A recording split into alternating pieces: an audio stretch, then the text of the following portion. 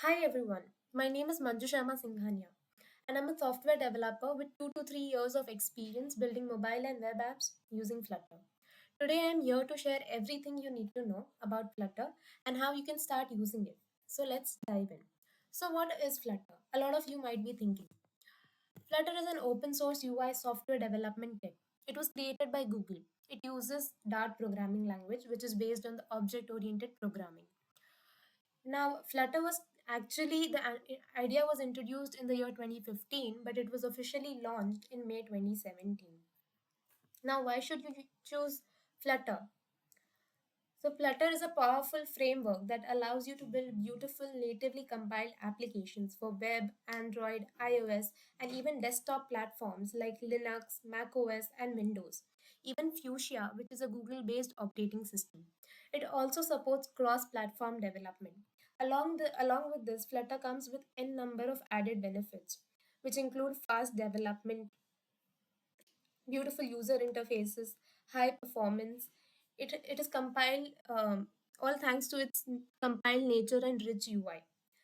With its flexibility that it provides, you can build highly customized designs. You can develop the code once and you can deploy it anywhere. Um, Currently, Flutter is being used in places such as Google Ads, Google Pay, Google Earth, eBay Motors, Alibaba, YouTube Create. Let's quickly start setting up our Flutter environment. So these are the steps you need to follow to set up your Flutter environment. First, we need to go to the official Flutter documentation, which is flutter.dev. Once we are here,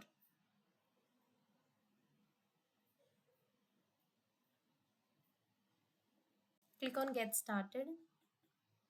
Here you will choose your preferred platform. Mine is Windows, so I'll be choosing Windows. I'll be going to choose Android. You need to also download Git, Android Studio, and your preferred IDE, either IntelliJ, Visual Studio Code, or Android Studio. I personally prefer using Visual Studio. So once you have downloaded Git, Android Studio, here you can see there is a link for downloading the Flutter SDK. So this will download a zip file, after which you will be getting an exe file. Once you have downloaded all this, you need to be setting up your environment variable. So to set up your environment variable, once you have downloaded Flutter, you need to go to the path where your Flutter has been downloaded. Um,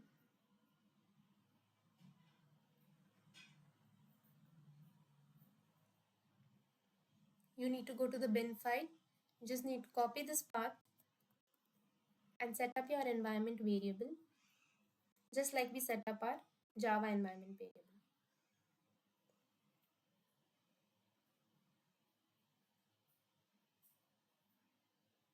Go to path. Over here, you can see I've already added my Flutter variable and my Java variable. So you can just add a new variable and you can click on OK. So this will add your path variable. Once you have set your path, go to your command prompt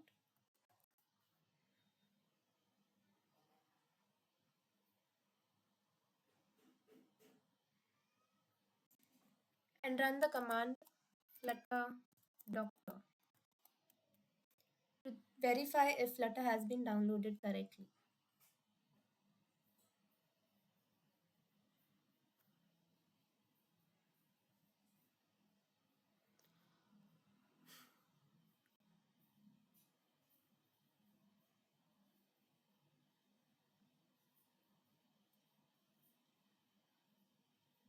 So this is showing that the current version that I have is 3.27.1.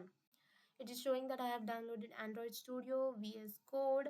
It is showing that an emulator is connected but is currently offline. And so Flutter has found issues in two categories, but Flutter has been downloaded successfully. Once this is done, you need to we'll be making a first app. But before that, in your preferred IDE, be it Visual Studio Code or IntelliJ or Android Studio, you need to download the extensions Flutter and Dart. So as you can see, I have already downloaded the extensions Flutter and Dart. And once these are downloaded, you need to restart your IDE before creating your first application. Okay, so now that we have downloaded Flutter, let's go ahead and make our first Flutter app.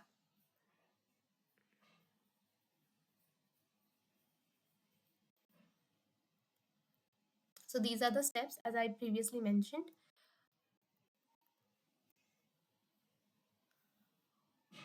Building your first Flutter app. So for creating a new Flutter app, you need to go to your preferred IDE. Mine is Visual Studio Code. So here I have already made an app named Quiz. You can go to your desired directory and you just need to type the command Flutter, create the name of your app. This has a specific naming criterion. So I'll be using small case letters, but you can check the actual naming criteria which is there on the Flutter documentation.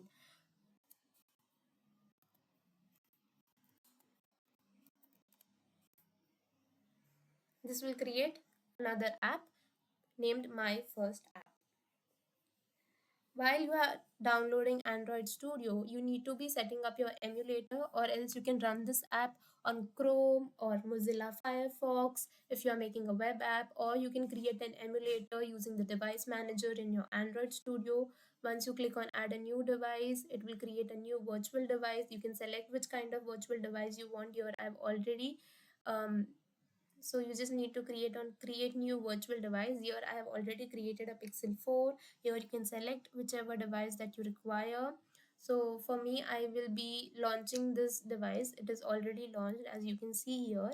So I'll be running this app in my device. So there are different ways in which you can run the app. You can click on this run button. You can go to start debugging, run without debugging. You can use the shortcuts, or you can also use the play button which will be displayed here once the devices are available, or else you can go to the command prompt and write the command flutter run.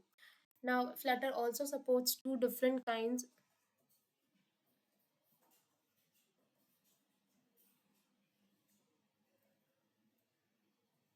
Okay, so now I need to move to cd my first app. Since I am in projects directory, my app has been created, but I need to move to my first app. Once I am here, I will run the command flutter run.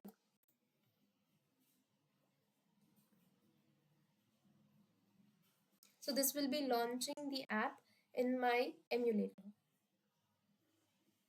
Meanwhile, there are two different types of reloads. One is hot reload and one is hot restart, which Flutter supports.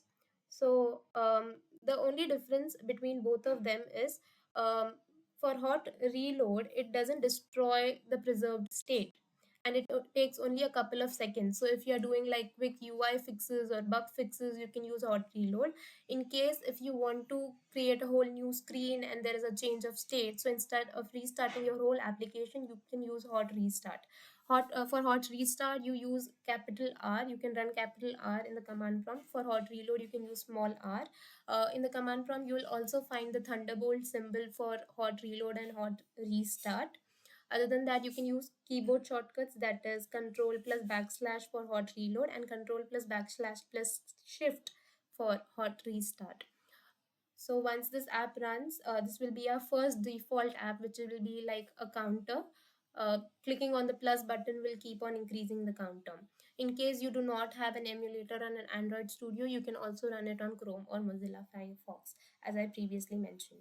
This will take a couple of seconds to run in my emulator. It always takes time for it to run the first time, but when you launch this again, it won't be taking, as it has already built in your emulator.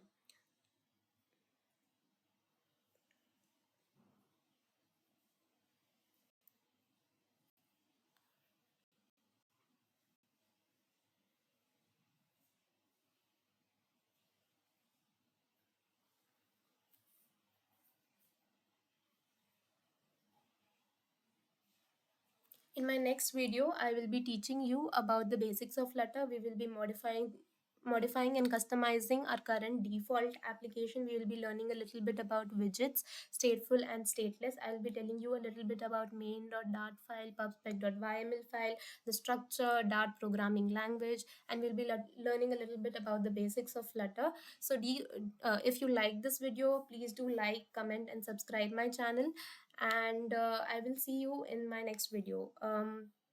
Thank you so much.